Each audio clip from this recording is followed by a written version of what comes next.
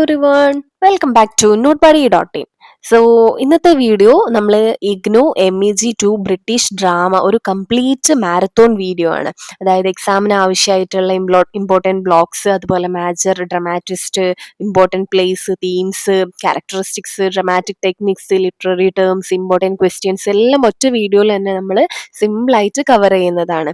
Okay, so നിങ്ങൾ എക്സാമിന് മുമ്പ് ഒരു ക്വിക്ക് റിവിഷൻ ചെയ്യാനോ അല്ലെങ്കിൽ ഫസ്റ്റ് ടൈം പഠിക്കാനോ അസൈൻമെന്റ്സ് പ്രിപ്പയർ ചെയ്യാനോ എല്ലാത്തിനും ഈ ഒരു വീഡിയോ നിങ്ങൾക്ക് ഹെൽപ്ഫുൾ ആയിരിക്കും. മിഡീവൽ ഡ്രാമ മുതൽ മോഡേൺ ബ്രിട്ടീഷ് ഡ്രാമ വരെ ഇമ്പോർട്ടൻറ്റ് പോർഷൻസ് എല്ലാം തന്നെ നമ്മൾ ഡിസ്കസ് ചെയ്യുന്നതായിരിക്കും. സോ നിങ്ങൾ വീഡിയോ സ്കിപ്പാക്കാതെ ഫസ്റ്റ് മുതൽ ലാസ്റ്റ് വരെ കാണാം. നന്നായിട്ട് പഠിച്ച് എക്സാം എഴുതാൻ പറ്റും. ഓക്കെ, പിന്നെ ഇതിന്റെ എല്ലാ സമ്മറി, നോട്ട്സ്, പോയിന്റ്സ് കാര്യങ്ങളെല്ലാം ഞാൻ notebuddy.in എന്ന് പറഞ്ഞിട്ടുള്ള വെബ്സൈറ്റിൽ അപ്ലോഡ് ചെയ്തിട്ടുണ്ട്. അപ്പോൾ നിങ്ങൾക്ക് അതൊന്ന് ചെക്ക് ചെയ്ത് നോക്കാം. നോട്ട്സും ഈ ഒരു സമ്മറി കേട്ട് പോയിക്കാണെങ്കിൽ നിങ്ങൾക്ക് ഈസി ആയിട്ട് തന്നെ എക്സാം പാസ്സാവാൻ പറ്റും. ഓക്കെ, ഇതൊരു എക്സാം റിലേറ്റഡ് വീഡിയോ ആണ്. അപ്പോൾ എക്സാമിന് വേണ്ടിയിട്ട് പാസ്സാവാനൊക്കെ വേണ്ടിയിട്ടാണ് ഈ വീഡിയോ നിങ്ങൾ യൂസ് ചെയ്യേണ്ടത്. പിന്നെ അതുപോലെ MEG5 മുതൽ നമ്മൾ കംപ്ലീറ്റ് സിലബസും പറയുന്നതായിരിക്കും, ഇമ്പോർട്ടൻറ്റ് ടോപ്പിക്സും പറയുന്നതായിരിക്കും. ഇതിൽ കൂടുതലും ഇമ്പോർട്ടൻറ്റ് ടോപ്പിക്സ് ആണ് കവർ ചെയ്തിട്ടുള്ളത്. ഓക്കെ, നമുക്ക് പെട്ടെന്ന് തന്നെ സ്റ്റാർട്ട് ചെയ്താലോ. Block 1, Elizabethan age and Jacobean drama. So English ഡ്രാമയുടെ ഗോൾഡൻ പീരീഡ് ആയിട്ട് അറിയപ്പെടുന്നതാണ് എലിസബത്തൻ ഏജും അതുപോലെ തന്നെ ജാക്കോബിയൻ ഏജും. എലിസബത്തൻ ഏജ് എന്നത് ക്വീൻ എലിസബത്ത് ഫസ്റ്റിന്റെ ഭരണകാലഘട്ടമാണ്. അതായത് ഏകദേശം 1558 മുതൽ 1603 വരെയൊക്കെ. ഓക്കെ, ജാക്കോബിയൻ ഏജ് എന്നത് കിങ് ജെയിംസ് ഫസ്റ്റിന്റെ കാലഘട്ടമാണ്. അത് ഏകദേശം 1603 മുതൽ 1625 വരെ. ഈ ഒരു സമയത്ത് പബ്ലിക് തിയേറ്റർ വളരെയധികം പോപ്പുലറായി. ഓക്കെ, ഈ ഡ്രാമ ഇംഗ്ലീഷ് ലിറ്ററേച്ചറിലെ ഒരു മോസ്റ്റ് ഇമ്പോർട്ടൻറ്റ് ലിറ്റററി ഫോം ആയിട്ടും മാറി. സോ ഈ പീരീഡിന്റെ മേജർ ഫീച്ചേഴ്സ് നമുക്ക് നോക്കാം. First point, mixture of tragedy and comedy. അതായത് ഈ കാലഘട്ടത്തിലെ പ്ലേസിൽ സീരിയസ് ആയിട്ടുള്ള സീനും കാണാം, അതുപോലെ തന്നെ സെയിം ടൈമിൽ കോമിക് സീൻസും കാണാം. ഇത് രണ്ടും ഒരുമിച്ച് കാണാൻ പറ്റുമായിരുന്നു. Second point, use of blank verse. അതായത് റൈമിംഗ് ഇല്ലാത്ത പോയറ്റിക് സ്റ്റൈൽ ആയിട്ടുള്ള ബ്ലാങ്ക് വേഴ്സ് ഡ്രാമയിൽ കൂടുതലായിട്ട് ഉപയോഗിച്ചിട്ടുണ്ടായിരുന്നു. ഓക്കെ, അടുത്ത പോയിന്റ്, കോംപ്ലക്സ് ക്യാരക്ടേഴ്സ് എന്തായിരുന്നു, സിമ്പിൾ അല്ല. ഹ്യൂമൻ ഇമോഷൻസും അതുപോലെ സൈക്കോളജിയും ഡീപ്ലി എക്സ്പ്ലോർ ചെയ്യുന്ന ക്യാരക്ടേഴ്സ് ആയിരുന്നു ഉണ്ടായിരുന്നത്. അടുത്ത point, exploration of power, ambition, love and revenge. അതായത് പവർ, അംബീഷൻ, ലവ്, റിവെഞ്ച് ഒക്കെ പോലുള്ള സ്ട്രോങ് ആയിട്ടുള്ള ഹ്യൂമൻ ഇമോഷൻസ് ഡ്രാമാസിൽ റിപ്പീറ്റഡ് തീമായിട്ട് കാണാൻ പറ്റുമായിരുന്നു. ഓക്കെ, ഇനി നമുക്ക് ക്രിസ്റ്റഫർ മാർലോനെ നോക്കാം. അദ്ദേഹം എലിസബത്തൻ ഡ്രാമയിലെ ഒരു ഇമ്പോർട്ടൻറ്റ് ഡ്രമാറ്റിസ്റ്റ് ആണ്. ഓക്കെ, അദ്ദേഹത്തിന്റെ ഫേമസ് പ്ലേ ആണ് ഡോക്ടർ ഫാസ്റ്റസ്. ഓക്കെ, സോ അതിന്റെ പ്ലോട്ട് നോക്കാം നമുക്ക്. ഫാസ്റ്റസ് എന്ന് പറഞ്ഞ ഒരു സ്കോളർ അൺലിമിറ്റഡ് നോളജും അതുപോലെ പവറും നേടാൻ വേണ്ടിയിട്ട് ഭയങ്കരമായിട്ട് ആഗ്രഹിക്കുന്ന ഒരാളാണ്. അതിനുവേണ്ടി അയാൾ തന്റെ സോള് ഡെവിളിന് വിൽക്കുകയാണ് ചെയ്യുന്നത്, സെല്ല് ചെയ്യാണ് ചെയ്യുന്നത്. ഓക്കെ, മെഫിസ്റ്റോഫലിസ് എന്ന് പറഞ്ഞിട്ടുള്ള ഡെവിളിനോടാണ് അദ്ദേഹം ഈ ഒരു അഗ്രിമെന്റ് ചെയ്യുന്നത്. അതായത് അയാൾക്ക് അൺലിമിറ്റഡ് നോളജും അതുപോലെ പവറും ഒക്കെ നേടാൻ വേണ്ടിയിട്ട് ഈ സോള് വിൽക്കുന്നുണ്ടല്ലോ, അത് സോള് സെല്ല് ചെയ്യുന്നത് ആർക്കോടാണ്, ഈ മെഫിസ്റ്റോഫലിസ് എന്ന് പറഞ്ഞിട്ടുള്ള ഡെവിളിനോടാണ്. പക്ഷെ പിന്നീട് ഫാസ്റ്റസിന് തന്റെ ഡിസിഷന് കാരണം വളരെയധികം സഫറിങ്സ് അനുഭവിക്കേണ്ടി വരികയാണ്. സോ നമുക്ക് ഇതിന്റെ മേജർ തീംസ് നോക്കാം. First one, ambition and desire for knowledge. അതായത് അൺലിമിറ്റഡ് നോളജും പവറും നേടാനുള്ള മനുഷ്യന്റെ ആ ഒരു അംബീഷൻ ആണ് ഇവിടെ പ്ലേയിൽ നമുക്ക് കാണാൻ പറ്റുന്നത്. Next point, conflict between good and evil. അതായത് ഗുഡ് ഫോഴ്സസും ഈവിൾ ഫോഴ്സസും തമ്മിലുള്ള ആ ഒരു കോൺഫ്ലിക്റ്റ് പ്ലേയിൽ ഒരു സെൻട്രൽ ഐഡിയ ആയിട്ട് നമുക്ക് കാണാൻ പറ്റും. Next point, human pride and downfall. അതായത് എക്സസീവ് പ്രൈഡ് മനുഷ്യനെ ഡിസ്ട്രക്ഷനിലേക്ക് നയിക്കും എന്നാണ് പ്ലേ കാണിക്കുന്നത്. അതായത് നമുക്ക് ഭയങ്കര അഭിമാനവും കാര്യങ്ങളോ പ്രൗഡോ ഒക്കെ ആയിട്ടുണ്ടെന്നുണ്ടെങ്കിൽ അത് നാശത്തിലേക്ക് നയിക്കും എന്നുള്ളതാണ് പ്ലേ കാണിക്കുന്നത്. സോ നമുക്ക് ഇതിന്റെ ഡ്രമാറ്റിക് ഫീച്ചേഴ്സ് നോക്കാം. അതില് first one, use of blank verse ആണ്. അതായത് മാർലോ പവർഫുൾ ബ്ലാങ്ക് വേഴ്സ് ഉപയോഗിച്ചിട്ടുണ്ട്. അടുത്തത് magic tragic hero with excessive ambition. അതായത് ഫാസ്റ്റസ് ഒരു ട്രാജിക് ഹീറോ ആണ്, അദ്ദേഹത്തിന്റെ എക്സസീവ് അംബീഷൻ ആണ് ഈ ഒരു അയാളുടെ ആ ഒരു നാശത്തിന്, ഡൗൺഫോളിന് കാരണമാവുന്നത്. ഓക്കെ, അടുത്ത പോയിന്റ് മോറൽ കോൺഫ്ലിക്റ്റ് ആണ്. അതായത് റൈറ്റും റോങ്ങും തമ്മിലുള്ള ആ ഒരു ഇന്നർ സ്ട്രഗിള് ഫാസ്റ്റേഴ്സിന്റെ ക്യാരക്ടറിൽ നമുക്ക് കാണാൻ പറ്റുന്നുണ്ട്. സോ ഇതില് ഇമ്പോർട്ടന്റ് അഡീഷണൽ പോയിന്റ് ആയിട്ടുള്ളത് റിനൈസൻസ് സ്ക്രിപ്റ്റിൽ ഈ ഒരു പ്ലേനെ കാണാൻ പറ്റുന്നുണ്ട്. അതായത് നോളജ് നേടാനുള്ള മനുഷ്യന്റെ ആ ഒരു ഡിസയർ റിനൈസൻസ് ഐഡിയൽസിനെ റിഫ്ലക്ട് ചെയ്യുന്നു. സോ ഇനി നമുക്ക് നോക്കാനുള്ളത് വില്യം ഷേക്സ്പിയറിനെയാണ്. വില്യം ഷേക്സ്പിയർ ലോക സാഹിത്യത്തിലെ ഗ്രേറ്റസ്റ്റ് ഡ്രമാറ്റിസ്റ്റിൽ ഒരാളായിട്ട് അറിയപ്പെടുന്നു. ഷേക്സ്പിയർ വിവിധ ടൈപ്സ് ഓഫ് പ്ലേസ് എഴുതിയിട്ടുണ്ട്. അതായത് ട്രാജഡീസ് ഉണ്ട്, കോമഡീസ് ഉണ്ട്, ഹിസ്റ്ററീസ് ഉണ്ട്. സോ നമുക്ക് ഇതിലെ ഫസ്റ്റ് ട്രാജഡി നോക്കാം. അതായത് എക്സാമ്പിൾ ആയിട്ട് കിങ് ലെയർ എന്ന പ്ലേനെ നമുക്ക് നോക്കാം. ഈ പ്ലേയില് കിങ് ലെയർ തന്റെ ഡോട്ടേഴ്സിന്റെ ലവ് തെറ്റായിട്ടാണ് ജഡ്ജ് ചെയ്യുന്നത്. അതിന്റെ ഫലമായിട്ട് എന്താ പറയാ, കുറെ ബേട്രയലും സഫറിങ്സും മാഡ്നെസ്സും ഒക്കെ അവര് സഫർ ചെയ്യുന്നുണ്ട്, അനുഭവിക്കുന്നുണ്ട്. അതായത് ഇതിലെ മേജർ തീംസ് നോക്കാം, അപ്പൊ നമുക്ക് കൂടുതൽ ഡീറ്റെയിൽ ആയിട്ട് മനസ്സിലാവും. തീംസിൽ വരുന്നത് പവർ ആൻഡ് ബെട്രയൽ, അതായത് പവറിനോടുള്ള ആ ഒരു അറ്റാച്ച്മെന്റും അതുപോലെ തന്നെ ബെട്രയലും പ്ലേയിൽ സ്ട്രോങ് ആയിട്ട് കാണാൻ പറ്റും. പവറിനോടുള്ള അറ്റാച്ച്മെന്റും സെയിം ടൈം വഞ്ചനയും ചതിയും പ്ലേയിൽ സ്ട്രോങ് ആയിട്ട് തന്നെ കാണാൻ പറ്റും. Next point madness and suffering. അതായത് കിങ് ലെയർ ഗ്രാജുവലി മാഡ്നെസ്സിലേക്ക് പോവാണ്. അതായത് അയാൾ മാഡ്നെസ്സിലേക്ക് പോകുന്നതും സഫറിങ്സ് അനുഭവിക്കുന്നതും ട്രാജഡിയുടെ ഇമ്പോർട്ടന്റ് പാർട്ടായിട്ടാണ് കാണിക്കുന്നത്. ഓക്കെ, അടുത്ത പോയിന്റ് ജസ്റ്റിസ് ആൻഡ് റിഡംഷൻ. അതായത് ഈ സഫറിങ് വഴി ട്രൂത്ത് റിയലൈസ് ചെയ്യുന്നതും അതുപോലെ തന്നെ റിഡംഷൻ നേടുന്നതും നമുക്ക് പ്ലേയിൽ കാണാൻ പറ്റും. അതായത് കുറെ സഫർ ചെയ്തതിന് ശേഷമായിരിക്കും അവർ ട്രൂത്ത് എന്താണെന്നുള്ളത് റിയലൈസ് ചെയ്യുക. അത് കഴിഞ്ഞിട്ട് അവർ എന്ത് ചെയ്യും, റിഡംഷൻ, അതായത് ഒരു പാപമോചനം പോലെ ചെയ്യുക. ഓക്കെ, അതും രണ്ടും നമുക്ക് പ്ലേയിൽ കാണാൻ പറ്റും. സോ നമുക്ക് ഷേക്സ്പിയറിയൻ ട്രാജഡിയുടെ മെയിൻ ക്യാരക്ടറിസ്റ്റിക്സ് എന്തൊക്കെയാണെന്ന് നോക്കാം. Okay, first point tragic hero of high status. അതായത് ഹീറോ സാധാരണയായിട്ട് ഒരു കിങ് ആയിരിക്കും, അല്ലെങ്കിൽ ഒരു നോബിൾ പേഴ്സൺ ആയിരിക്കും. അതായത് ഒരു നോർമൽ ആളായിരിക്കില്ല, കുറച്ച് പവർ ഉള്ള ആളായിരിക്കും. അടുത്ത പോയിന്റ് ഫേറ്റൽ ഫ്ലോ, അതായത് ഹമാർഷ്യ എന്നാണ് പറയാം. അതായത് ഹീറോയുടെ ഈ ഒരു പേഴ്സണൽ വീക്ക്നെസ് അല്ലെങ്കിൽ മിസ്റ്റേക്ക് ആണ് ട്രാജഡിയുടെ കാരണമായിരിക്കാം. ഓക്കെ, ഇതിന് ഹമാർഷ്യ എന്ന് പറയുന്നു. അതായത് ഈ നമ്മുടെ മെയിൻ ക്യാരക്ടറിന്റെ എന്തെങ്കിലും ഒരു ചെറിയ മിസ്റ്റേക്സോ അല്ലെങ്കിൽ അയാളുടെ എന്തെങ്കിലും വീക്ക്നെസ്സോ ആയിരിക്കും ഈ ട്രാജഡിയുടെ കാരണം. ഇതിന് നമ്മൾ ഹമാർഷ്യ എന്നാണ് പറയുന്നത്. ഓക്കെ, അടുത്ത point conflict between good and evil. അതായത് ഗുഡ് ഫോഴ്സസും ഈവിൾ ഫോഴ്സസും തമ്മിലുള്ള ഒരു സ്ട്രഗിള് നമുക്ക് ഈ ഒരു ട്രാജഡിയിൽ കാണാൻ പറ്റും. അതായത് ഷേക്സ്പിയറിന്റെ എല്ലാ ട്രാജഡിയിലും ഈ ഒരു ഗുഡ് ഫോഴ്സും ഈവിൾ ഫോഴ്സും തമ്മിലുള്ള ഒരു സ്ട്രഗിള് നമുക്ക് കാണാൻ പറ്റും. അടുത്ത പോയിന്റ് കാറ്റസ്ട്രോഫിക് എൻഡിങ്. അതായത് അവസാനം ഒരു ഡെത്ത് അല്ലെങ്കിൽ മൊത്തം ഇങ്ങനെ ഒരു നാശത്തിലൊക്കെ ആയിരിക്കും ഈ ഒരു ട്രാജഡി എൻഡ് ചെയ്യുക. ഓക്കെ, എല്ലാ പ്ലേയും എടുത്ത് നോക്കിയാൽ നമുക്ക് മനസ്സിലാവും അത് എല്ലാം ഒരു ഡിസ്ട്രക്ഷനിലായിരിക്കും അവസാനിക്കാം. സോ നമുക്കിനി ഷേക്സ്പിയറിയൻ കോമഡി നോക്കാം. എക്സാമ്പിൾ ആയിട്ട് 12th നൈറ്റ് എന്നുള്ള ഒരു പ്ലേയും നോക്കാം. ഓക്കെ, ഈ പ്ലേ റൊമാൻറ്റിക് കോമഡിയാണ്. Okay, humour, confusion, mistaken identity ഒക്കെ ഈ ഒരു പ്ലേയിൽ നമുക്ക് കാണാൻ പറ്റും. ഇതിന്റെ മെയിൻ ഫീച്ചേഴ്സ് നോക്കാം. Okay, mistaken identity first point ആണ്. മിസ്റ്റേക്കൺ ഐഡന്റിറ്റി, ക്യാരക്ടേഴ്സ് മറ്റൊരാളായിട്ട് തെറ്റിദ്ധരിക്കപ്പെടുന്ന സിറ്റുവേഷൻസ് കോമഡി ക്രിയേറ്റ് ചെയ്യും, അതാണ് മെയിൻ. ഓക്കെ, അടുത്ത പോയിന്റ് റൊമാൻറ്റിക് ലവ്. അതായത് ലവ് റിലേഷൻഷിപ്പ് പ്ലേയിലെ സെൻട്രൽ തീം ആയിരിക്കും. ഓക്കെ, അടുത്ത പോയിന്റ് എന്താണ്, ഹാപ്പി എൻഡിങ് ആയിരിക്കും. കോമഡി സാധാരണയായിട്ട് മാരേജ് അല്ലെങ്കിൽ ഒരു റീയൂണിയനിലൊക്കെയാണ് എൻഡ് ചെയ്യാറുള്ളത്. നമ്മൾ ട്രാജഡി പറഞ്ഞപ്പോൾ പറഞ്ഞു അത് എന്തായിരിക്കും, എന്തെങ്കിലും ഒരു ഡിസ്ട്രക്ഷനിലായിരിക്കും അവസാനിക്കാം. പക്ഷെ കോമഡിയിലേക്ക് വരുന്ന സമയത്ത് അതെന്തായിരിക്കും, ഒന്നെങ്കിൽ ഒരു കല്യാണം അല്ലെങ്കിൽ ഒരു റീയൂണിയൻ ഒക്കെ ആയിട്ട് ഹാപ്പി ആയിട്ട് എൻഡ് ചെയ്യും. ഓക്കെ, ഇതിൽ ഇമ്പോർട്ടന്റ് ഒരു അഡീഷണൽ പോയിന്റ് ആയിട്ടുള്ളത് കോമിക് റിലീഫ്. ഓക്കെ, ഷേക്സ്പിയറിൽ പല ട്രാജഡീസിലും ഉപയോഗിച്ചിട്ടുണ്ട്.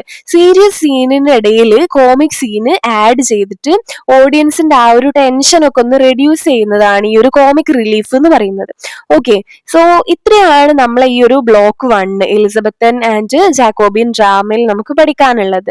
സോ ബ്ലോക്ക് 2 നോക്കാൻ നമുക്ക് റെസ്റ്റോറേഷൻ ഡ്രാമ. റെസ്റ്റോറേഷൻ ഡ്രാമ എന്നത് 1660s ശേഷം ഇംഗ്ലണ്ടിൽ ഡെവലപ്പ് ചെയ്തിട്ടുള്ള ഒരു ഡ്രാമയാണ്. ഈ സമയത്ത് മൊണാർക്കി ഏകാധിപത്യം വീണ്ടും റീസ്റ്റോർ ചെയ്തിട്ടുണ്ടായിരുന്നു.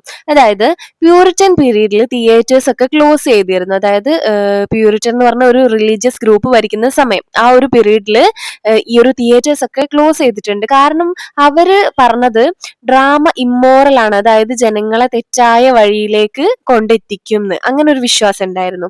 പക്ഷേ മൊണാർക്കി ഏകാധിപത്യം തിരിച്ചു വന്നതോടെ തിയേറ്റേഴ്സ് എന്ത് ചെയ്തു, വീണ്ടും റീഓപ്പൺ ചെയ്തു. അതുകൊണ്ടാണ് ഈ ഒരു പീരീഡിനെ റീസ്റ്റോറേഷൻ പീരീഡ് എന്ന് വിളിക്കുന്നത്. സോ നമുക്ക് ഈ റീസ്റ്റോറേഷൻ ഡ്രാമയുടെ മെയിൻ ക്യാരക്ടറിസ്റ്റിക്സ് എന്തൊക്കെയാണെന്ന് നോക്കാം. Okay, focus on urban life. First point, ഈ ഡ്രാമാസ് മെയിൻലി സിറ്റി ലൈഫും അതുപോലെ അപ്പർ ക്ലാസ് സൊസൈറ്റിയും ഒക്കെയാണ് ഫോക്കസ് ചെയ്യുന്നത്.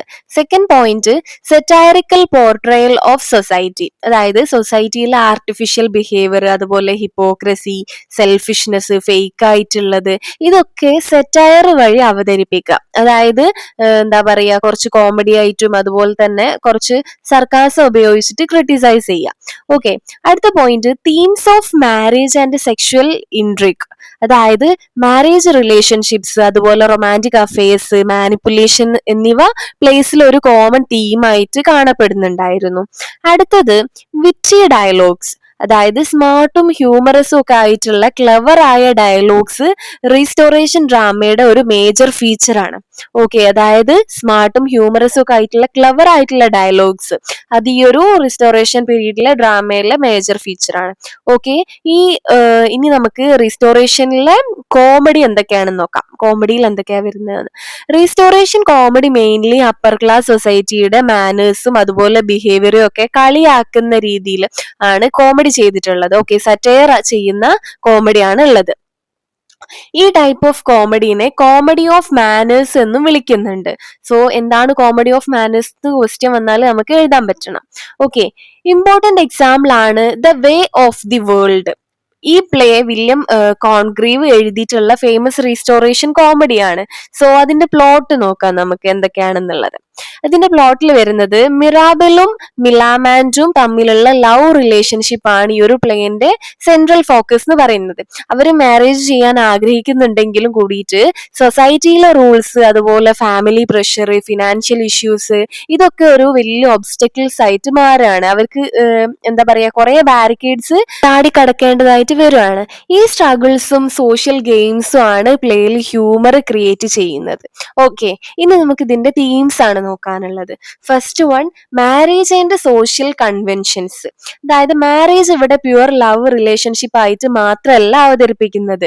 അതില് മണി, സ്റ്റാറ്റസ്, സോഷ്യൽ അപ്രൂവല് എന്നിവയും ഈ മാരേജിന്റെ ഇമ്പോർട്ടന്റ് പാർട്സ് ആയിട്ട് കാണിക്കുന്നുണ്ട്. വെറും ഒരു പ്യുവർ ലവ് റിലേഷൻഷിപ്പ് മാത്രമല്ല, ബട്ട് അവിടെ എന്താണ് സ്റ്റാറ്റസ്, മണി, സോഷ്യൽ അപ്രൂവല് കാര്യങ്ങളൊക്കെ ഇതിൽ ഇമ്പോർട്ടന്റ് ആയിട്ട് കാണിക്കുന്നുണ്ട്. അടുത്ത point, satire of upper class society. നമ്മൾ നേരത്തെയും പറഞ്ഞു അല്ലെ, അപ്പർ ക്ലാസ് സൊസൈറ്റിയുടെ ആർട്ടിഫിഷ്യൽ മാനേഴ്സും അതുപോലെ സെൽഫിഷ് ബിഹേവിയറും ഒക്കെ പ്ലേനിൽ ഒരു സറ്റയർ ചെയ്യുന്നുണ്ട്. അതായത് ഒരു സർക്കാസത്തിലൂടെയും കോമഡി ആക്കിയിട്ടും ഒക്കെ ക്രിട്ടിസൈസ് ചെയ്യുന്നുണ്ട്. ഓക്കെ, അടുത്ത point, love and manipulation. Characters love റിലേഷൻഷിപ്സിൽ പോലും എന്താണ് ഈ ഒരു മാനിപ്പുലേഷനും അതുപോലെ ക്ലെവർ സ്ട്രാറ്റജീസും ഒക്കെ ഉപയോഗിക്കുന്നുണ്ട്. ഓക്കെ, ഇനി നമുക്ക് ഇതിന്റെ ഫീച്ചേഴ്സ് നോക്കാം. എന്തൊക്കെയാണ് features? First one, elegant language. ഈ പ്ലേയിലെ ലാംഗ്വേജ് വളരെ എന്താ പറയാ, പോളിഷ്ഡും അതുപോലെ തന്നെ സൊഫിസ്റ്റിക്കേറ്റഡും ഒക്കെ ആയിരിക്കും. അതായത് സങ്കീർണമായിട്ടുള്ള ലാംഗ്വേജ് ആയിരിക്കും. അടുത്തത്, കോംപ്ലക്സ് പ്ലോട്ട്. ഡിഫറെന്റ് റിലേഷൻഷിപ്സും മിസ്അണ്ടർസ്റ്റാൻഡിങ്സും ചേർന്ന ഒരു കോംപ്ലക്സ് സ്റ്റോറി ലൈൻ ആണ് ഇവിടെ ക്രിയേറ്റ് ചെയ്യുക. ഓക്കെ, ഒരു നോർമൽ ആയിരിക്കില്ല, അതായത് കുറച്ചും കൂടി ഒരു കോംപ്ലക്സ് ഡീപ്പ് ആയിട്ടുള്ള സ്റ്റോറി ലൈൻ ആണ് ക്രിയേറ്റ് ചെയ്യുന്നത്. അടുത്ത പോയിന്റ്, സോഷ്യൽ സറ്റയർ. ഹ്യൂമർ ഉപയോഗിച്ചിട്ട് സൊസൈറ്റിയിലെ ഹിപ്പോക്രസി ഒക്കെ ക്രിട്ടിസൈസ് ചെയ്യുന്നുണ്ട്. ഓക്കെ, ഇതിലൊരു ഇമ്പോർട്ടന്റ് അഡീഷണൽ പോയിന്റ് ആയിട്ട് റിസ്റ്റോറേഷൻ കോമഡി റിയലിസം അതുപോലെ ഫേമസ് ആണ്. റിയലിസത്തിന് ഫേമസ് ആണ്. അതായത് റിയൽ സോഷ്യൽ ബിഹേവിയറും ഫാഷനബിൾ സൊസൈറ്റിയും പ്ലേയിൽ എന്താണ് റിയലിസ്റ്റിക്കലി പോർട്രേ ചെയ്യുന്നുണ്ട്. അതൊന്ന് നോക്കി വെക്കാം. ഓക്കെ, അടുത്തൊരു ഇമ്പോർട്ടന്റ് ഫീച്ചർ ആണ് കോമഡി ഓഫ് മാനേഴ്സ്. സൊസൈറ്റിയിലെ മാനേഴ്സ്, എറ്റിക്വിറ്റി അതുപോലെ ഫാഷനബിൾ ലൈഫ് സ്റ്റൈൽ എന്നിവയൊക്കെ ഹ്യൂമറസ് ആയിട്ട് സറ്റയർ ചെയ്യുന്ന ഒരു കോമഡിയാണ് കോമഡി ഓഫ് മാനേഴ്സ്. സോ ഇത്രയാണ് ബ്ലോക്ക് 2 നമുക്ക് റീസ്റ്റോറേഷൻ ഡ്രാമയിൽ പഠിക്കാനുള്ളത്. ഈ ബ്ലോക്കിൽ റീസ്റ്റോറേഷൻ പീരീഡ്, അതുപോലെ restoration comedy, The Way of the World, അതുപോലെ comedy of manners, satire, marriage and social conventions എന്നുള്ള കാര്യങ്ങളൊക്കെയാണ് നമ്മൾ പഠിച്ചിട്ടുള്ളത്. സോ നമുക്കിനി ബ്ലോക്ക് 3 നോക്കാം. 18th സെഞ്ചുറി ഡ്രാമയിൽ വലിയ മാറ്റങ്ങൾ സംഭവിച്ചിട്ടുണ്ട്. അതായത് ഈ റിസ്റ്റോറേഷൻ കോമഡിയിലെ എക്സസീവ് വിറ്റും അതുപോലെ ആർട്ടിഫിഷ്യൽ സൊസൈറ്റി സറ്റയറും ഇതൊക്കെ കൂടുതലായിട്ട് ഉണ്ടായിരുന്നു നമ്മൾ പറഞ്ഞു അല്ലെ റീസ്റ്റോറേഷൻ പീരീഡിൽ. ഇതെല്ലാം ഗ്രാജുവലി കുറയാൻ തുടങ്ങി. അതിനു പകരം സെന്റിമെന്റൽ ഡ്രാമയും അതുപോലെ തന്നെ ഡൊമസ്റ്റിക് ട്രാജഡിയും ഒക്കെ പോപ്പുലർ ആയി വന്നു. ഈ കാലഘട്ടത്തിലെ ഡ്രാമാസ് മൊറാലിറ്റി, അതുപോലെ ഇമോഷൻസ്, ഫാമിലി ലൈഫ് എന്നിവക്കൊക്കെയാണ് കൂടുതൽ ഇമ്പോർട്ടൻസ് നൽകിയിട്ടുള്ളത്. സോ നമുക്ക് ഈ ഒരു 18th സെഞ്ചുറി ഡ്രാമയുടെ മെയിൻ ക്യാരക്ടറിസ്റ്റിക്സ് എന്തൊക്കെയാണെന്ന് നോക്കാം. Okay, first one, emphasis on morality and virtue. അതായത് ഗുഡ് ബിഹേവിയർ, മൊറാലിറ്റി, വെർച്യൂ എന്നിവ ഒക്കെ ഡ്രാമാസിലെ സെൻട്രൽ ഐഡിയ ആയിട്ട് മാറി. അടുത്ത പോയിന്റ്, ഇമോഷണൽ അപ്പീൽ. അതായത് ഓഡിയൻസിന്റെ ഇമോഷൻസ് ടച്ച് ചെയ്യുന്ന രീതിയിലാണ് പ്ലേസ് എഴുതപ്പെട്ടിട്ടുള്ളത്. അതായത് സിമ്പതിയും സെന്റിമെന്റ്സും ഒക്കെ ക്രിയേറ്റ് ചെയ്യാൻ റൈറ്റേഴ്സ് ശ്രമിച്ചിട്ടുണ്ടായിരുന്നു. അടുത്ത point, focus on middle class life. നേരത്തെ നമ്മൾ പറഞ്ഞു ഒക്കെ അപ്പർ ക്ലാസ് ലൈഫിന് വെച്ചിട്ടായിരുന്നു അല്ലെ, പക്ഷെ ഇവിടെ എന്താണ് ഫോക്കസ് പോകുന്നത്?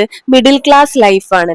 അപ്പർ ക്ലാസ് സൊസൈറ്റിക്ക് പകരം മിഡിൽ ക്ലാസ് ഫാമിലി ലൈഫും അതുപോലെ ഓർഡിനറി പീപ്പിളിന്റെ എക്സ്പീരിയൻസസും ഒക്കെയാണ് പ്ലേസിൽ കൂടുതലായിട്ട് കാണപ്പെടാൻ തുടങ്ങിയത്. അതായത് നോർമൽ ആൾക്കാരുടെ എക്സ്പീരിയൻസ്, നോർമൽ ലൈഫിനെയാണ് ഇവര് ഫോക്കസ് ചെയ്തിട്ടുള്ളത്. സോ നമുക്ക് ഒലിവർ ഗോൾഡ് സ്മിത്തിനെ പറ്റിയിട്ട് നോക്കാം. അദ്ദേഹം 18th സെഞ്ചുറി ഡ്രാമയിലെ ഒരു ഇമ്പോർട്ടന്റ് പ്ലേ റൈറ്റ് ആണ്. അദ്ദേഹത്തിന്റെ ഫേമസ് പ്ലേ ആണ് ഷീ സ്റ്റൂപ്സ് ടു കോൺക്വർ.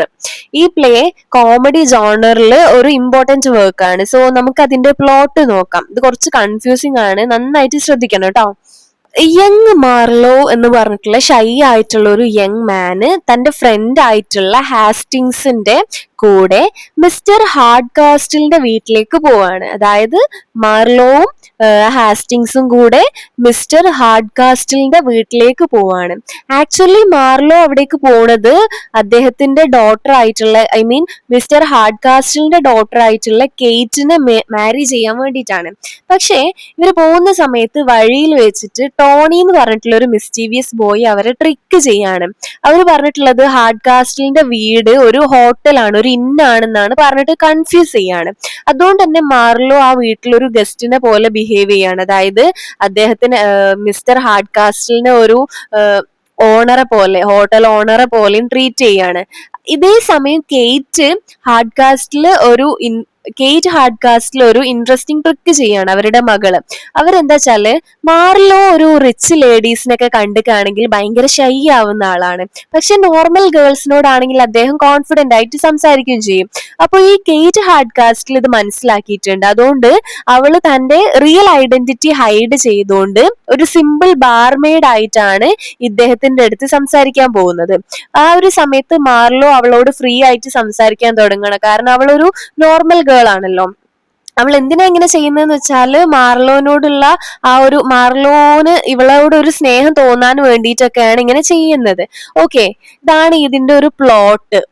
ഈ ഒരു മിസ്അണ്ടർസ്റ്റാൻഡിങ്സും അതുപോലെ തന്നെ മിസ്റ്റേക്കൺ ഐഡന്റിറ്റിയും ഒക്കെ ആണ് ഈ പ്ലേയിലെ ഹ്യൂമർ ക്രിയേറ്റ് ചെയ്യുന്നത്. ഓക്കെ, ഇതിലെ പ്ലോട്ട് കുറച്ചൊരു കൺഫ്യൂസിംഗ് ആണ്, മനസ്സിലായിട്ടില്ലെങ്കിൽ ഒന്ന് ബാക്ക് അടിച്ചിട്ട് കണ്ടാൽ മതി. ഓക്കെ, ഇനി നമുക്ക് ഇതിലെ തീംസ് നോക്കാം. First one, love and marriage. അതായത് ലവ് റിലേഷൻഷിപ്സും അതുപോലെ മാരേജ് അറേഞ്ച്മെന്റ്സും ഒക്കെ പ്ലേയിലെ ഇമ്പോർട്ടന്റ് തീംസ് ആണ്. അടുത്തത് പറയാനുള്ളത് സോഷ്യൽ മാനേഴ്സ് ആണ്. Social behaviour, politeness, class attitude എന്നിവ ഒക്കെ ഹ്യൂമറസ് ആയിട്ട് അവതരിപ്പിക്കുന്നുണ്ട്. അടുത്ത പോയിന്റ് ഇമ്പോർട്ടന്റ് ആണ്, മിസ്റ്റേക്കൺ ഐഡന്റിറ്റി. അതായത് ക്യാരക്ടേഴ്സ് മറ്റൊരാളായി തെറ്റായിട്ട് ഐഡന്റിഫൈ ചെയ്യുന്നതിലൂടെ ഒരു കോമഡി ക്രിയേറ്റ് ചെയ്യാം. ഓക്കെ, ഇനി ഇതിലെ നമുക്ക് സിഗ്നിഫിക്കൻസ് എന്തൊക്കെയാണെന്ന് നോക്കാം. First point, revival of true comedy. Gold Smith sentimental drama ഒക്കെ റിജക്ട് ചെയ്തിട്ടുണ്ട്. സെന്റിമെന്റൽ ഡ്രാമ വളരെ ഇമോഷണലും സീരിയസ് മോറൽ ലെസൺസ് ഒക്കെ ഉള്ളതായിട്ടുള്ള ഒരു ഡ്രാമയാണ്. ഗോൾഡ് സ്മിത്ത് വീണ്ടും എന്താ ചെയ്തിട്ടുള്ളത്, ആ ഒരു ജെന്യൂൻ ഹ്യൂമറും അതുപോലെ തന്നെ ഒരു നാച്ചുറൽ കോമഡിയും ഒക്കെ സ്റ്റേജിലേക്ക് വീണ്ടും കൊണ്ടുവന്നു. അതുകൊണ്ടാണ് Goldsmith revived true comedy by rejecting sentimental drama എന്ന് പറയുന്നത്. സോ ഇതിലെ ഇമ്പോർട്ടന്റ് അഡീഷണൽ പോയിന്റ് ആയിട്ടുള്ളതാണ് ലോട്ടർ ആൻഡ് ഹ്യൂമറിന്റെ ഇമ്പോർട്ടൻസ് ഈ പ്ലേയിൽ എംഫസൈസ് ചെയ്യുന്നു എന്നുള്ളൊരു കാര്യം. അതായത് ഓഡിയൻസിനെ എന്റർടൈൻ ചെയ്യുക എന്നുള്ളതാണ് കോമഡിയുടെ മെയിൻ പർപ്പസ് എന്നാണ് അദ്ദേഹം വിശ്വസിക്കുന്നത്. അടുത്തൊരു ഇമ്പോർട്ടന്റ് പോയിന്റ് എന്ന് പറഞ്ഞാൽ contrast between appearance and reality. അതായത് ക്യാരക്ടേഴ്സിനെ കാണുന്നത് പോലെയല്ല യഥാർത്ഥത്തിൽ. ഓക്കെ, അങ്ങനെയുള്ള ഒരു ഐഡിയ പ്ലേയിൽ റിപ്പീറ്റഡ് ആയിട്ട് കാണാൻ പറ്റും. ഇത്രയാണ് നമ്മളെ ബ്ലോക്ക് 3 വരുന്നത്. ഓക്കെ, 18th സെഞ്ചുറി ഡ്രാമ വരുന്നത്. ഈ ഒരു ബ്ലോക്കിൽ നമ്മൾ 18th സെഞ്ചുറി ഡ്രാമയുടെ characteristics, Oliver Goldsmith, She Stoops to Conquer, അതുപോലെ mistaken identity, social manners, true comedy എന്നുള്ള കാര്യങ്ങളൊക്കെയാണ് പഠിച്ചിട്ടുള്ളത്. സോ ഇനി നമുക്ക് ബ്ലോക്ക് 4 നോക്കാം. Block 4 Victorian drama. വിക്ടോറിയൻ പീരീഡില് നോവൽസിന് നല്ല പോപ്പുലർ ആണ്. അതുകൊണ്ട് തന്നെ ഡ്രാമക്ക് ഒരു സ്ട്രോങ് കോമ്പറ്റീഷൻ ഉണ്ടായിരുന്നു ഇതുമായിട്ട്. എങ്കിലും തിയേറ്റർ ഓഡിയൻസിന്റെ ഇടയിൽ എന്താണ് ഒരു പോപ്പുലർ തന്നെ ആയിരുന്നു. ഈ കാലഘട്ടത്തിലെ ഡ്രാമാസ് സൊസൈറ്റിയിലെ morality, family values, social behaviour ഒക്കെ കൂടുതലായിട്ട് ഫോക്കസ് ചെയ്യുന്നുണ്ട്. സോ നമുക്ക് വിക്ടോറിയൻ ഡ്രാമയുടെ മെയിൻ ക്യാരക്ടറിസ്റ്റിക്സ് എന്തൊക്കെയാണെന്ന് നോക്കാം. Okay, first one mellow drama.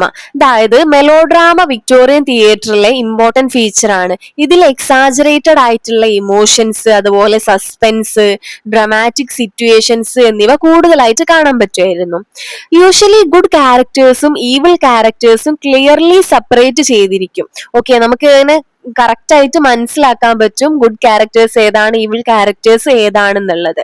അടുത്ത പോയിന്റ് മോറൽ തീംസ്. അതായത് റൈറ്റ് ആൻഡ് റോങ്, അതുപോലെ മൊറാലിറ്റി, സോഷ്യൽ വാല്യൂസ് തുടങ്ങിയിട്ടുള്ള തീംസ് ഒക്കെ ഡ്രാമാസിലെ സെൻട്രൽ ഐഡിയ ആയിരുന്നു. ഓക്കെ, അടുത്ത പോയിന്റ് ആണ് സോഷ്യൽ ഇഷ്യൂസ്. വിക്ടോറിയൻ സൊസൈറ്റിയിലെ hypocrisy, marriage system, class differences പോലുള്ള സോഷ്യൽ ഇഷ്യൂസ് പ്ലേയിൽ എന്ത് ചെയ്തിട്ടുണ്ട്, അവതരിപ്പിച്ചിട്ടുണ്ടായിരുന്നു. ഓക്കെ, ഇനി നമുക്ക് ഓസ്കാർ വൈൽഡിനെ നോക്കാം. ഓക്കെ, ഇദ്ദേഹം വിക്ടോറിയൻ ഡ്രാമയിലെ ഒരു ഇമ്പോർട്ടന്റ് ആയിട്ടുള്ള ഒരു പ്ലെയർ ആയിട്ടുള്ള ഒരാളാണ്. ഇദ്ദേഹം വിറ്റും സറ്റയറും കൊണ്ടാണ് ഫേമസ് ആയിട്ടുള്ളത്. അദ്ദേഹത്തിന്റെ ഇമ്പോർട്ടന്റ് പ്ലേ ആണ് the importance of being Ernest. ഈ ഒരു പ്ലേ വിക്ടോറിയൻ സൊസൈറ്റിയുടെ ആർട്ടിഫിഷ്യൽ ബിഹേവിയറിനെ ഒക്കെ എന്താ പറയാ ഹ്യൂമറസ് ആയിട്ട് സറ്റയർ ചെയ്യുന്നതാണ്. സോ നമുക്ക് ഇതിന്റെ പ്ലോട്ട് നോക്കാം. ഓക്കെ, പ്ലേയില് 2 യങ് മാന് ജാക്കും അതുപോലെ തന്നെ ആൽജിയും, ഇവർ രണ്ടുപേരും തങ്ങളുടെ ഈ ഒരു സോഷ്യൽ ഡ്യൂട്ടീസ്, റെസ്പോൺസിബിലിറ്റി എന്നൊക്കെ എസ്കേപ്പ് ചെയ്യാൻ വേണ്ടി, രക്ഷപ്പെടാൻ വേണ്ടിയിട്ട് ഏർണസ്റ്റ് എന്നുള്ള ഒരു വ്യാജ പേര്, ഒരു ഫേക്ക് ഐഡന്റിറ്റി ഉപയോഗിച്ചിട്ട് ഒരു ഡബിൾ ലൈഫ് ജീവിക്കുകയാണ് ചെയ്യുന്നത്. ഇവരെ പ്രണയിക്കുന്ന പെൺകുട്ടികൾ രണ്ടാളും ഓരോരുത്തരെ പ്രണയിക്കുന്നുണ്ട്. ഒരാള് സിസിലിയും ഒരാള് വെൻഡോളനും.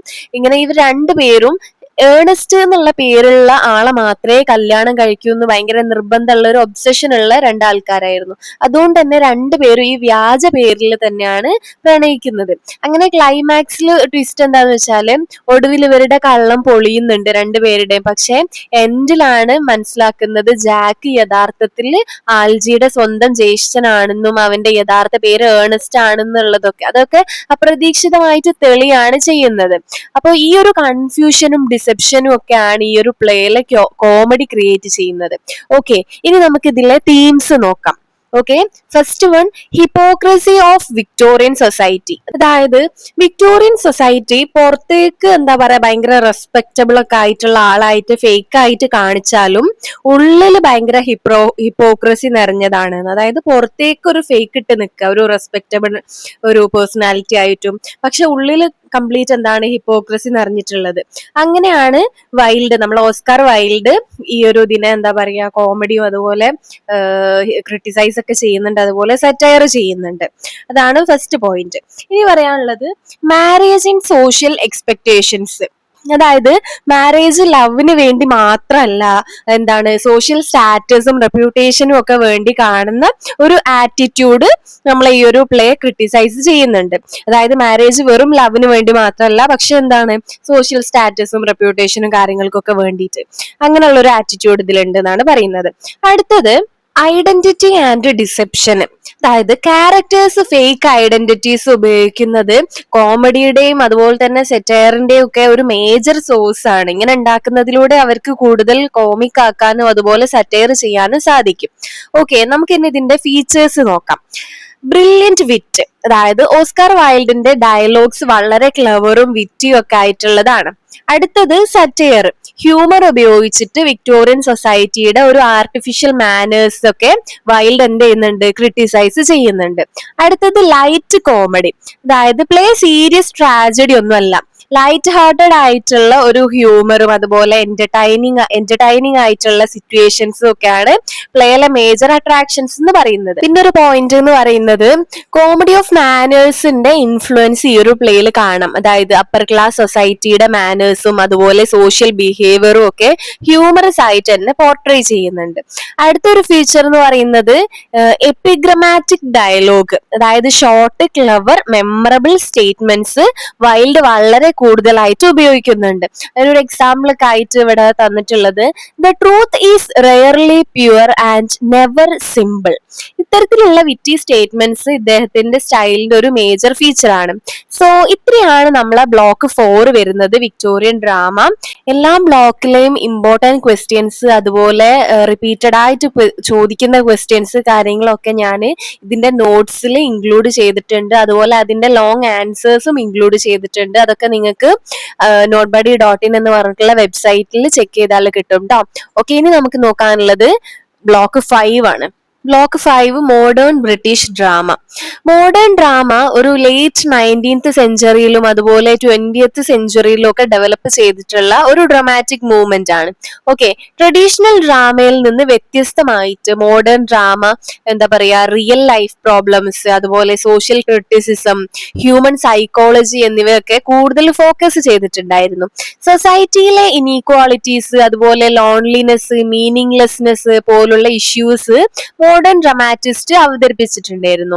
സോ നമുക്ക് ഈ മോഡേൺ ബ്രിട്ടീഷ് ഡ്രാമയുടെ മെയിൻ ക്യാരക്ടറിസ്റ്റിക്സ് എന്തൊക്കെയാണെന്ന് നോക്കാം. Okay, first one realistic characters, അതായത് ക്യാരക്ടേഴ്സ് ഇമാജിനറി ഒരു ഹീറോയിക് ഫിഗേഴ്സ് ഒന്നും അല്ല, ബട്ട് എന്താണ്, റിയൽ മനുഷ്യരെ പോലെ ഫ്ലോസും ഇമോഷൻസും പ്രോബ്ലംസും ഒക്കെ ഉള്ള ആൾക്കാരായിരിക്കും. ഓക്കെ, അടുത്ത point social issues, class differences, poverty, social injustice പോലുള്ള ഇഷ്യൂസ് പ്ലേസിൽ നമുക്ക് ഡിസ്കസ് ചെയ്യുന്നുണ്ട്. ഓക്കെ, അതായത് ഒരു നോർമൽ കാര്യങ്ങളൊക്കെ അതിൽ എന്ത് ചെയ്യുന്നുണ്ട്, ഡിസ്കസ് ചെയ്യുന്നുണ്ട്. സാധാരണയായിട്ട് ജീവിതത്തിലുള്ള പോവേർട്ടി അതുപോലെ സോഷ്യൽ ഇൻജസ്റ്റിസ്, ക്ലാസ് ഡിഫറൻസസ്, ഇതൊക്കെ എന്ത് ചെയ്യുന്നുണ്ട്, ഈ പ്ലേയിൽ ഡിസ്കസ് ചെയ്യുന്നുണ്ട്. അടുത്ത പോയിന്റ് ആണ് സൈക്കോളജിക്കൽ ഡെപ്ത്, അതായത് ക്യാരക്ടേഴ്സിന്റെ ഇന്നർ തോട്ട്സും അതുപോലെ മെന്റൽ കോൺഫ്ലിക്ട്സും ഒക്കെ ഡീപ്ലി എക്സ്പ്ലോർ ചെയ്യുന്നുണ്ട്. ഇനി നമുക്ക് നോക്കാനുള്ള ഒരാളെന്ന് പറഞ്ഞാല് ജോർജ് ബെർണാഡ് ഷോ. ഓക്കെ, ഇദ്ദേഹം മോഡേൺ ഡ്രാമയിലെ മോസ്റ്റ് ഇമ്പോർട്ടന്റ് പ്ലെയർ ആയിട്ടുള്ള ഒരാളാണ്. ഇദ്ദേഹത്തിന്റെ പ്ലേസ് സോഷ്യൽ ക്രിറ്റിസിസത്തിനൊക്കെ ഫേമസ് ആയിട്ടുള്ളതാണ്. അദ്ദേഹത്തിന്റെ ഇമ്പോർട്ടന്റ് പ്ലേ ആണ് പിഗ്മാലിയോൺ എന്ന് പറഞ്ഞിട്ടുള്ളത്.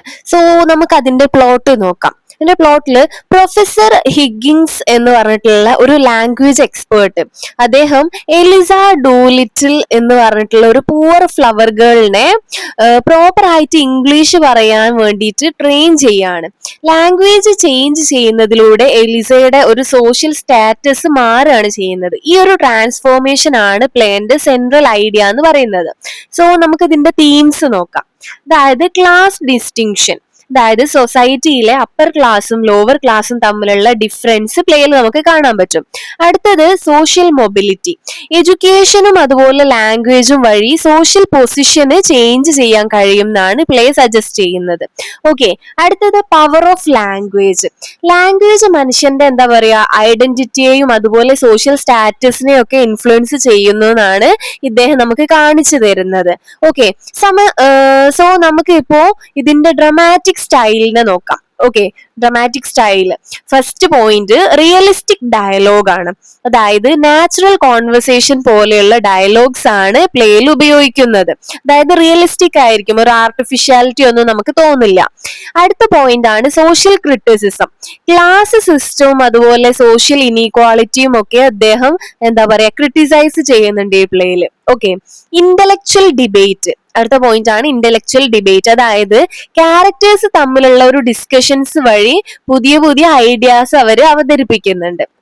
ഓക്കെ, ഇത്രയാണ് ഇതിൽ വരുന്നത്. പിന്നെ ഇതിലൊരു അഡീഷണൽ പോയിന്റ് ആയിട്ട് ഇമ്പോർട്ടന്റ് ആയിട്ടുള്ള ഒരു കാര്യം എന്ന് പറഞ്ഞാല് ഇദ്ദേഹം ഈ ഒരു പ്രോബ്ലം പ്ലേ ട്രഡീഷന് ഫേമസ് ആണ്. അതായത് സൊസൈറ്റിയിലെ റിയൽ പ്രോബ്ലംസ് ഡിസ്കസ് ചെയ്യുന്ന പ്ലേനെ പ്രോബ്ലം പ്ലേസ് എന്ന് പറയുന്നു. അതിൽ എന്താ പറയാ, ഒരു ഫേമസ് ആയിട്ടുള്ള ആളാണ് ആരെന്ന് പറയുന്നത് ഈ ജോർജ് ബെർണാഡ് ഷോ എന്ന് പറഞ്ഞിട്ടുള്ള ആള്. ഓക്കെ, ഇത്രയാണ് ഇദ്ദേഹത്തിനെ പറ്റിയും അദ്ദേഹത്തിന്റെ പ്ലേനെ പറ്റിയും പറയാനുള്ളത്. ഇനി അടുത്തത് സാമുവൽ ബെക്കറ്റിനെ പറ്റിയിട്ട് നോക്കാം. അതായത് അദ്ദേഹം മോഡേൺ ഡ്രാമയിലെ ഇമ്പോർട്ടന്റ് പ്ലെയർ ആയിട്ടാണ്. അദ്ദേഹം തിയേറ്റർ ഓഫ് ദി അബ്സേർഡ് മൂവ്മെന്റിന് ഫേമസ് ആയിട്ടുള്ള ആളാണ്. അദ്ദേഹത്തിന്റെ ഒരു ഇമ്പോർട്ടന്റ് പ്ലേ ആണ് വെയിറ്റിംഗ് ഫോർ ഗോഡറ്റ് എന്ന് പറഞ്ഞിട്ടുള്ളത്. സോ നമുക്ക് first theatre of the absurd എന്ന് പറയുന്നത് എന്താണെന്ന് നോക്കാം. അതായത് ഹ്യൂമൻ ലൈഫ് മീനിങ്ലെസ്സും അതുപോലെ കൺഫ്യൂസിങ്ങും ആണെന്ന് അവതരിപ്പിക്കുന്ന ടൈപ്പ് ഓഫ് ഡ്രമാറ്റിക് മൂവ്മെന്റ് ആണ് എന്ത് തിയേറ്റർ ഓഫ് ദി അബ്സേർഡ് എന്ന് പറയുന്നത്. അതായത് ട്രഡീഷണൽ സ്റ്റോറി സ്ട്രക്ചർ ഒന്നും ഇവിടെ ഉണ്ടാവില്ല. അതുപോലെ തന്നെ ക്യാരക്ടേഴ്സ് ഓഫൺ എന്താ പറയാ കൺഫ്യൂസ്ഡും ഹോപ്പ്ലെസ്സും ഒക്കെ ആയിട്ടായിരിക്കും ഉണ്ടാവുക. സോ നമുക്ക് ഈ ഒരു പ്ലേന്റെ പ്ലോട്ട് നോക്കാം. ഓക്കെ, വെയിറ്റിംഗ് ഫോർ ഗോഡറ്റിന്റെ പ്ലോട്ട് നോക്കാം. വ്ലാഡിമറും അതുപോലെ തന്നെ ഇസ്ട്രാഗണും എന്ന് പറഞ്ഞിട്ടുള്ള രണ്ട് ക്യാരക്ടേഴ്സ് ഗോഡറ്റ് എന്ന് പറഞ്ഞിട്ടുള്ള ഒരു മിസ്റ്റീരിയസ് ആയിട്ടുള്ള പേഴ്സണെ എൻഡ്ലെസ്ലി വെയിറ്റ് ചെയ്തുകൊണ്ടേ ഇരിക്കാം. പക്ഷെ ഈ ഗോഡറ്റ് ഒരിക്കലും വരുന്നില്ല. ഈ ഒരു എൻഡ്ലെസ് ആയിട്ടുള്ള ഈ ഒരു വെയിറ്റിംഗ് ഉണ്ടല്ലോ, മനുഷ്യന്റെ ആ ഒരു മീനിങ്ലെസ് എക്സിസ്റ്റൻസ്, അതുപോലെ അതിനൊക്കെയാണ് സിംബലൈസ് ചെയ്യുന്നത്. അതായത് ഇവര് ഈ വെയിറ്റ് ചെയ്യുന്ന ഈ ഒരു ഗോഡറ്റ് ഒരിക്കലും വരുന്നില്ല. അതാണ് ആ ഒരു എൻഡ്ലെസ് വെയിറ്റിംഗിന്റെ ആ ഒരു മീനിങ്ലെസ് എക്സിസ്റ്റൻസിനെയൊക്കെ സിംബലൈസ് ചെയ്യുന്നത്. സോ നമുക്ക് ഇതിന്റെ തീം എന്തൊക്കെയാന്ന് നോക്കാം. ഫസ്റ്റ് പോയിന്റ് എന്താണ്? മീനിങ്ലെസ്നെസ് ഓഫ് ലൈഫ്. അതായത് ഹ്യൂമൻ ലൈഫിന് ഒരു ക്ലിയർ ആയിട്ട് പർപ്പസ് ഇല്ല എന്നുള്ള ആ ഒരു ഐഡിയ ആണ് പ്ലേ അവതരിപ്പിക്കുന്നത്. അടുത്ത പോയിന്റ് ആണ് ഹ്യൂമൻ ലോൺലിനെസ്. അതായത് ക്യാരക്ടേഴ്സ് ലോൺലിയും അതുപോലെ തന്നെ ഐസൊലേറ്റഡും ആണ്. അടുത്ത പോയിന്റ് ആണ് അബ്സേർഡിറ്റി ഓഫ് എക്സിസ്റ്റൻസ്. അതായത് ഹ്യൂമൻ എക്സിസ്റ്റൻസ് ഇറാഷണലും അതുപോലെ തന്നെ അബ്സേർഡും ആണെന്നാണ് ഇദ്ദേഹം കാണിക്കുന്നത്. ഇനി നമുക്ക് ഇതിന്റെ ഫീച്ചേഴ്സ് നോക്കിയാലോ. First one minimal plot. അതായത് ട്രഡീഷണൽ ഡ്രാമാറ്റിക് ആക്ഷൻസ് ഒക്കെ വളരെ കുറവായിട്ടായിരിക്കും ഉണ്ടാവുക. അടുത്തത് റെപ്പിറ്റേഷൻ. അതായത് സെയിം ആക്ഷൻസും ഡയലോഗ്സും റിപ്പീറ്റഡ് ആയിട്ട് വരുന്നു, നമ്മളെ നോർമൽ ലൈഫിലുള്ള ആ ഒരു രീതി. ഓക്കെ, അടുത്തത് ഡാർക്ക് ഹ്യൂമർ ആണ്. അതായത് സീരിയസ് സിറ്റുവേഷൻസ് പോലും സ്ട്രേഞ്ച് ഹ്യൂമർ ഉപയോഗിച്ചിട്ടായിരിക്കും അവതരിപ്പിക്കാം. പിന്നെ ഇതിലൊരു അഡീഷണൽ പോയിന്റ് ആയിട്ട് ഇമ്പോർട്ടന്റ് ആയിട്ട് വരുന്നത് സൈലൻസ് ആൻഡ് പോസ്. അതായത് ബക്കറ്റിന്റെ ഒരു ഡ്രമാറ്റിക് ടെക്നിക്കിലെ ഒരു മേജർ ഫീച്ചർ ആണിത്. അതായത് സൈലൻസ് പോലും എന്താണ് മീനിങ് കൺവേ ചെയ്യാൻ ഉപയോഗിക്കും. മീനിങ് കൺവേ ചെയ്യാൻ സൈലൻസിനെ വരെ ഉപയോഗിക്കുന്നുണ്ട് എന്നുള്ളത്. സോ നമുക്കിതിലെ ഇമ്പോർട്ടന്റ് ആയിട്ടുള്ള ഡ്രമാറ്റിക് കോൺസെപ്റ്റ്സ് നോക്കാം. ഫസ്റ്റ് വണ്ണ് വരുന്നത് ട്രാജഡി ആണ്. അതായത് ഫേറ്റൽ ഫ്ലോ കാരണം ഗ്രേറ്റ് ഹീറോന്റെ എന്താ പറയാ ഫോള് അവതരിപ്പിക്കുന്ന ഒരു സീരിയസ് പ്ലേ ആണ് ട്രാജഡി എന്ന് പറയുന്നത്. ഇനി കോമഡി. കോമഡി എന്ന് പറയുന്നത് എന്താണ്?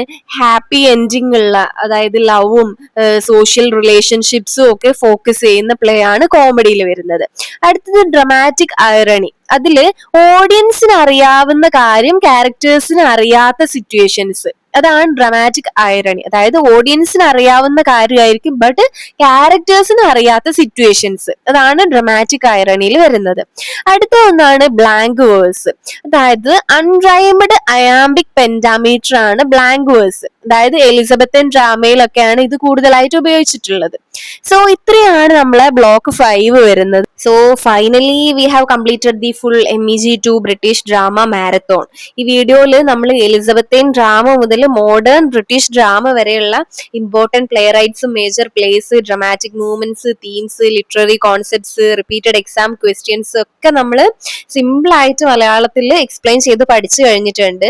സോ ഇനി നമുക്ക് വേണ്ടതെന്ന് പറഞ്ഞാൽ ഇതിൽ റിപ്പീറ്റഡ് ആയിട്ട് വരുന്ന ക്വസ്റ്റ്യൻസ് ഏതൊക്കെയാണെന്നും അതിന്റെ ലോങ് ആൻസേഴ്സും ഇതെല്ലാം ഞാൻ notebuddy.in എന്ന് പറഞ്ഞിട്ടുള്ള വെബ്സൈറ്റിൽ അപ്ലോഡ് ചെയ്തിട്ടുണ്ട്. സോ നിങ്ങൾക്ക് അത് നോക്കിയാൽ നന്നായിട്ട് മനസ്സിലാവും. എക്സാമിന് ഇത് വളരെ യൂസ്ഫുൾ ആവും എന്ന് വിചാരിക്കുന്നു. If this video really helped you, please support the channel by like, share and subscribe. So exam ഒക്കെ അടിപൊളി ആവട്ടെ. All the best. See you in the next video. Bye.